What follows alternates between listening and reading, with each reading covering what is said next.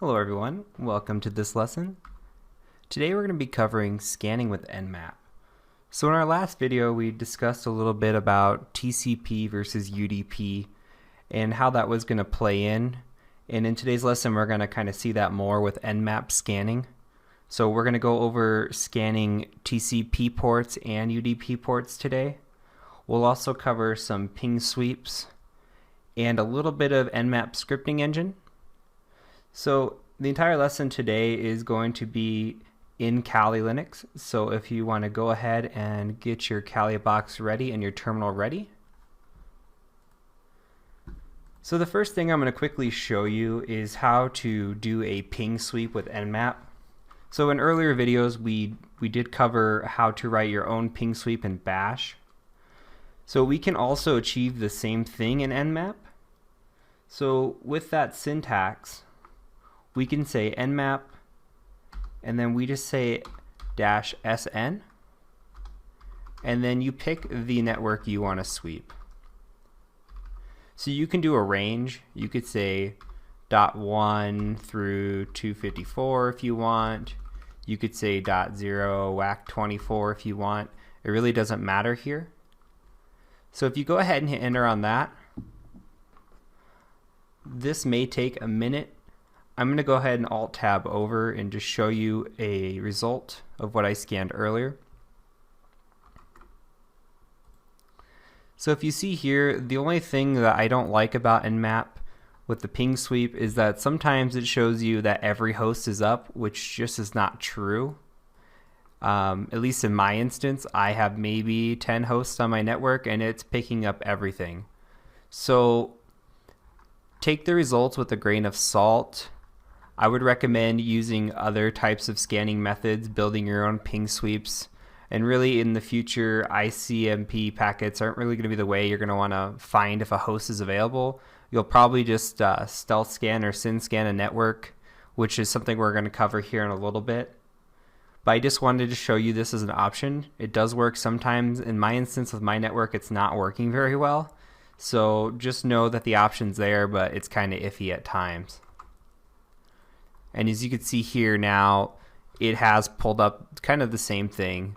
So let's go ahead and get this into full screen here. So if you see that it's the same exact thing, we're going to go ahead and just clear our screen. It's showing 256 hosts up. So the first thing I want to show you before we do start scanning the TCP and UDP is the help feature of Nmap. So if you're ever confused on syntax or you want to kind of go and learn a little bit more about some of the syntax, you can come in here and look through it. So with what we go over today is really what you're going to need in the course, but you might find that there's some other scanning techniques that you might want to use throughout the course. So I know mine developed over time and I eventually used something completely different than what I started off with. So I'll go over kind of both of those today, how I started and where I ended and kind of how I got there and the logic behind it. So our first scan we're going to do here, and you can do this on any host, just pick a host in your network. So we're going to say nmap, and we're going to say VV. So that's for verbosity. The more V's you have, the more verbose it is. That just means that it's going to kind of give you updates as you go along. I like this so you can kind of see what's happening. If not, you have to sit there and kind of wait it out and you have no idea when the scan's going to finish, how much time is left, if it's found any ports. So really it's nice to just see some output. So and the next thing we're going to put in here is a capital P lowercase n, and that's just saying treat all hosts as they're online. So it's going to do a full scan on it as if it were up. Okay, and the next one we're going to do is a -a, and that is for all, is how I like to think about it. If you see here, it says it enables OS detection, version detection, script scanning, and traceroute.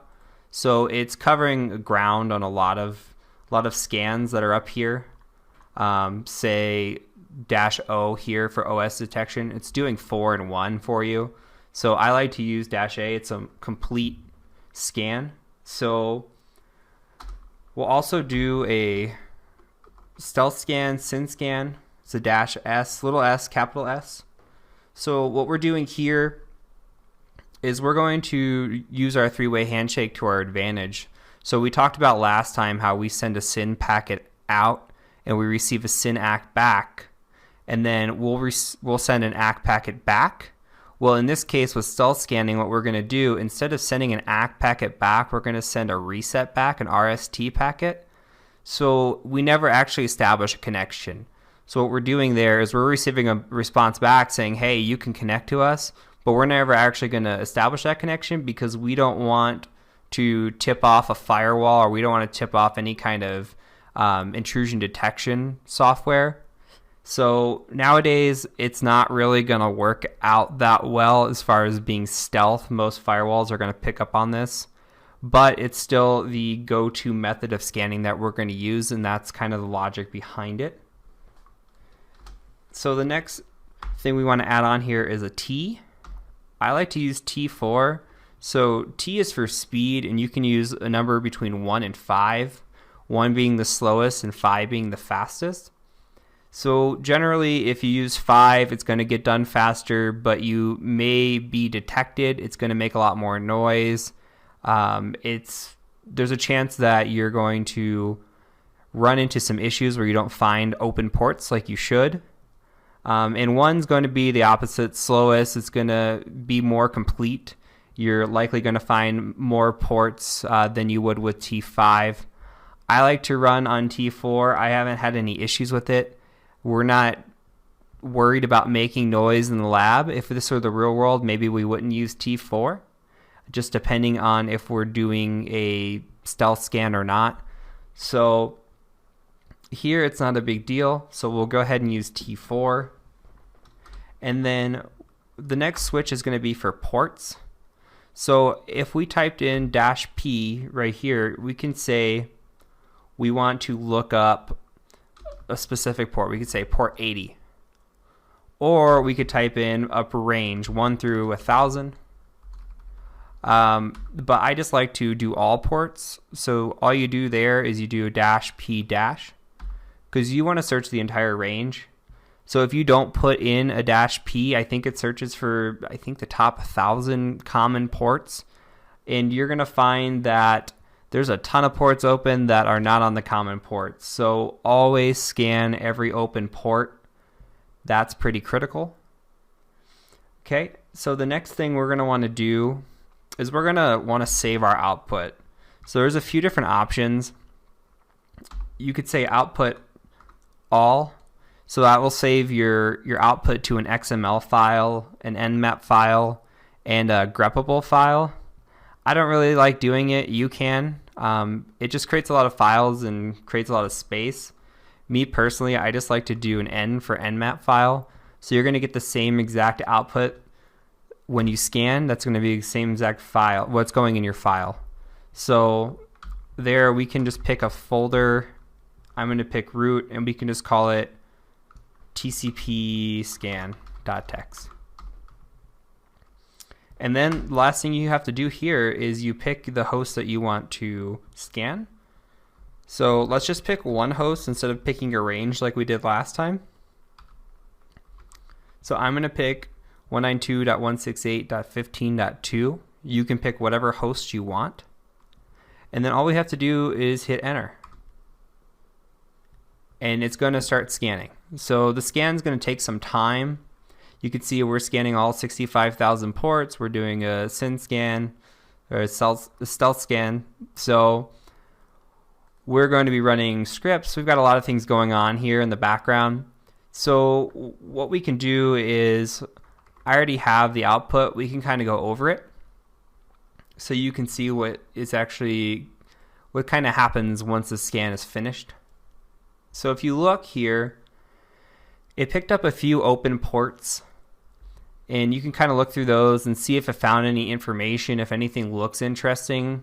When we get into the enumeration section, we're going to kind of cover on what we do when we find open ports like this. So really, we have a little bit of information on this. I would want to Google this more. This is nothing that's going to be vulnerable. We might want to look into what this Pando pub is. You can see this port is common to Steam for in-home streaming. So I have a Microsoft TLS port here. This is actually running RDP. So it's kind of pulling a little bit of information. Here's my computer name for that computer. So, and you can kind of go through here and see if you can pull anything else. We've got an OS scan. It's going to guess on the OS a lot of the times. Sometimes you may be able to find information. So we're seeing that it's guessing Microsoft XP 7 or 2012. That's not right. It is running Windows 10. But it is giving us a scan that's pointing to Windows. So that's an indicator there that we may be able to look and see if we can find any vulnerabilities later. We know that we're not on a Linux track. So just some interesting information here. So what I want to show you as well is just the difference between, I guess, the logic here. So what we did when we scanned this machine is that we scanned all ports, and we did a deep scan. We scanned all here, right? So if we want to make this process faster, this took 1,500 seconds. So it took some time. If we want to make it a little faster, what we can do instead is we can scan just for open ports. We can do just a stealth scan on this. And what that'll lead to is we'll see open ports, but we're not going to see a lot of the detail. We're not going to see everything from the OS scan or from version detection or script scanning, any of that. We're only going to find what open ports are there. And then we can run this same scan on the open ports. So what that's going to do is we're going to very quickly be able to find what ports are open, but we're not going to waste a lot of time scanning every single port, even the ones that are closed, for all. So my suggestion is to do stage scanning, where stage 1 is a quick scan, find what ports are open, don't find any information out about them, and then go and scan them. It's going to come in very handy for you, especially on the exam. You're going to save a lot of time doing it that way. So I recommend that you kind of play with this and just kind of find your comfort zone in your scanning, especially early on. So by the time you get to the exam, you're comfortable with scanning. It's not even something you're going to worry about. I do recommend going and looking on Google and seeing what some other people have recommended in terms of scanning, especially in stage scanning. I do have some information out there. I know there's some other information, especially on forums that are out there. So feel free to kind of dig around and find that out, but also be comfortable and try to make one on your own and see how you can get it to scan at a good speed for you. So you have plenty of time in the labs to play around with that. So it's not something we're going to get into too heavy, but once again, just try to do stage scanning and look more into it if you need to. So the next thing we're going to cover now is going to be UDP scans. So our UDP scan is really going to be very similar syntax to what we're doing here with the TCP scan. So you can see right now it's running the TCP scan still, and it's got 1 hour and 50 minutes. This may speed up, but this is kind of what we're talking about. It's going to take a long time. So it's much better, much faster. You're talking maybe 10, 20 minutes on a lot of machines where you just scan the ports and then you scan more intense with the all option. So let's go ahead. I'm going to cancel this out. I just kind of want to show you the syntax I like to use, and then we'll show you another option for scanning here. So very similarly, I'm just going to tab up if it's going to let me here. So what we're going to do, instead of a stealth scan, we're going to do a UDP scan. That's all we have to change here. Everything else can hold true to the same. So this is just saying we're going to scan UDP. And since there's no three-way handshake, there's not a stealth scan there. So what we're going to do as well, instead of doing all ports, I just want to show you the top 200 or so. So we can say top ports 200. The reason being, it takes forever to scan all the ports on the UDP side. So you're really not going to need to see more than the top 1000, and we're going to get to that here in a minute. So we can change this to UDP scan. But for now, we're going to scan the top 200 ports, and same intensity, same output, everything else. We're just going to go ahead and hit enter on this. Okay, and we can see we're running a UDP scan on the top 200 here. So I'm going to go ahead and pull up the UDP scan here. So if we look at this UDP scan just for 200 ports took 754 seconds. That's a long time. And we found one port. So the only port we found that's open is the NetBIOS 137. So we can see that here.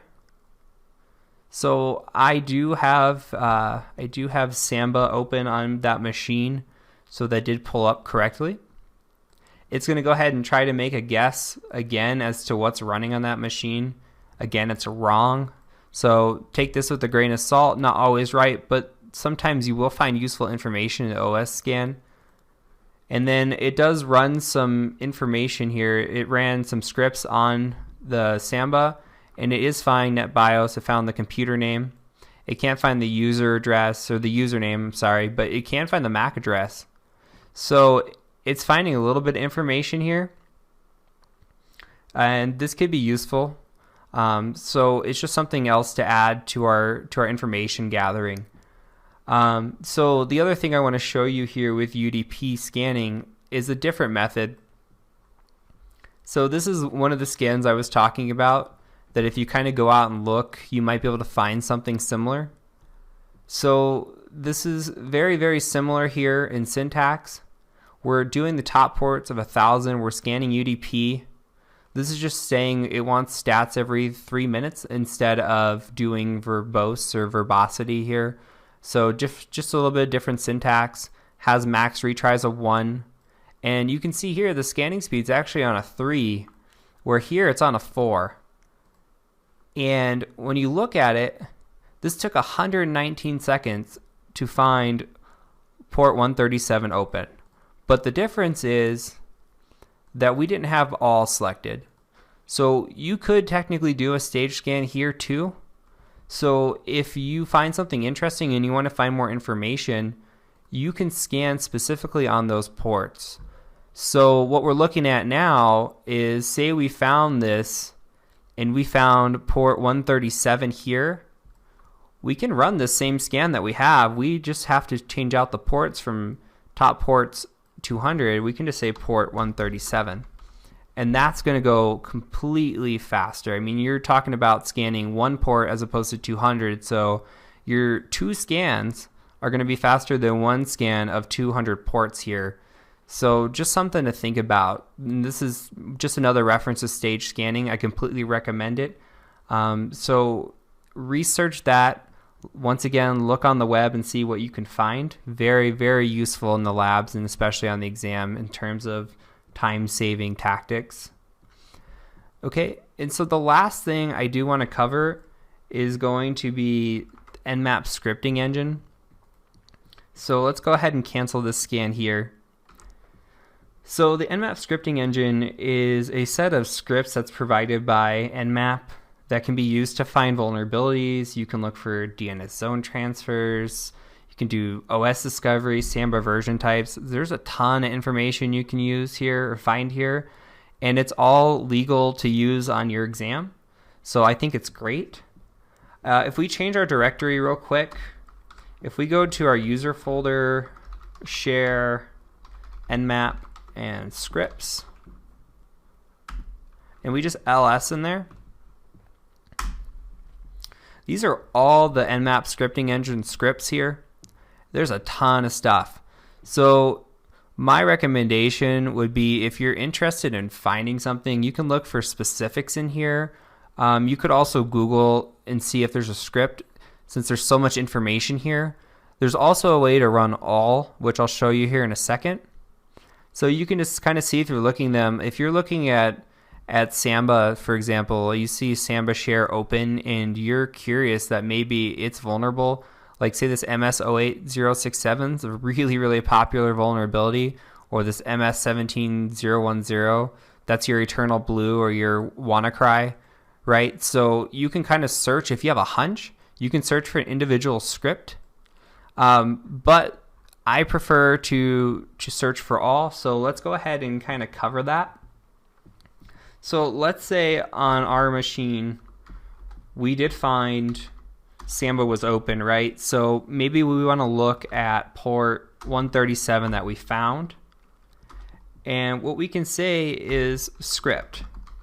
So if we had a hunch, and the hunch was that the vulnerability was the Samba right here, the MS1710 or 17010, sorry, we could copy that and we can paste it down here and we can make that our script. But what we really want to do is we could just say all. It's so much easier because you're going to find more information this way. And then all you got to do is type in the IP address. So very simple, very straightforward. This is technically run when you do the all switch on the original scan, but you know, I don't find that it finds scans or finds these scripts very well. So I like to do it again on these. So something to keep in mind here, we're going to cover it a lot more when we are doing our scanning later on in our enumeration. So look to see this again in the enumeration section. I'm going to kind of challenge you to remember this, and we're going to download some boxes for vulnerabilities and kind of start scanning here in our enumeration section. So it's going to get a little more interesting, a little more fun. So keep this in mind. And you can see our scan just finished. It's really fast. And you can kind of come through here and just look and see if there's anything that's found. So we scanned to one port looking for any vulnerabilities. And it's giving us some information, some pre-information here. It doesn't really look like it's found anything, which is good. So good that my computer is not really vulnerable there. But so it's just something to think about and something to use in the future. So remember this. Go back through the video if you need to. Once again, you can do the Nmap help and look through that and just kind of start figuring out how you're going to scan machines, because coming up here in the next section, we are going to start scanning boxes outside of our own. So it's going to get a little bit more fun, a little bit more interesting, like I said. So that's it for this lesson. I want to thank you for joining me. And until next time, I'm Heath Adams.